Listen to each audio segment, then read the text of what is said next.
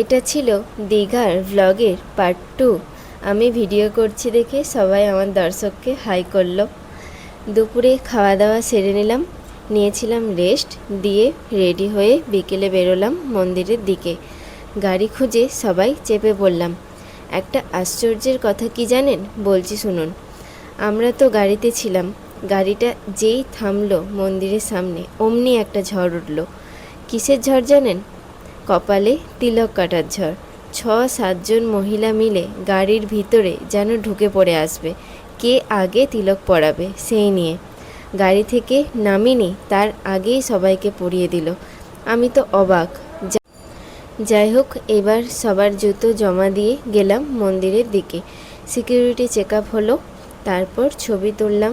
Video ভিতরে করা নিষেধ, তাই কোনো ভিডিও ছবি তুলতে পারিনি, বাইরেই ছবি ভিডিও তুললাম। ফ্যামিলি নিয়ে ছবি তোলা হলো, আর আমি একটা রিলসও বানিয়েছি, তা তো তোমাদের সাথে শেয়ার করেইছি শর্টসে। এবার জগন্নাথ দেবকে দর্শন করে তারপর দিয়েছিল জগন্নাথ দেবের প্রসাদ, সেটা খেলাম।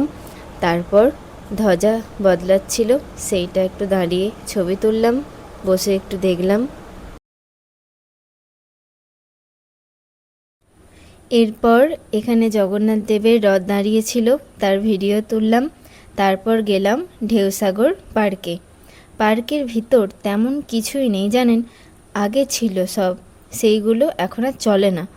এখানে পার্কে ঢোকার জন্য 20 টাকা করে নিল, 5 বছরের বাচ্চা পর্যন্ত ফ্রি। ভাই এখানে জিরাফগুলো আর ভীমের সাথে ছবি তুলল, আমিও একটা লাভের মোটিভ ছিল সেখানে তুললাম ছবি। শিবম আর ভাই মিলে তুলে দিল, আমি তো আর ভীমের সাথে তুলব না বলুন। যাই হোক, তারপর সবাই চা খাচ্ছিল আর আমরা ঘুরে ঘুরে দেখছিলাম। এই পার্কটা আমাদের রুমের সামনে 5 মিনিটের হাঁটা পথ। পার্কটার একটা মেন পার্ট হচ্ছে পার্ক থেকে দেখা সমুদ্রটা, আর কিছু চাই না, বসে বসে সমুদ্রই দেখতে থাকি মনে হয়। আমি শুনেছি অনেক আগে এইখানে এই পার্কে রাইডগুলো ছিল, কিন্তু এখন সবই বন্ধ, মানে গাছ বেরিয়ে গেছে। নামমাত্রই পার্ক। এখানের ভেতরে রেস্টুরেন্ট আছে, কিছু খাবার দোকানও আছে।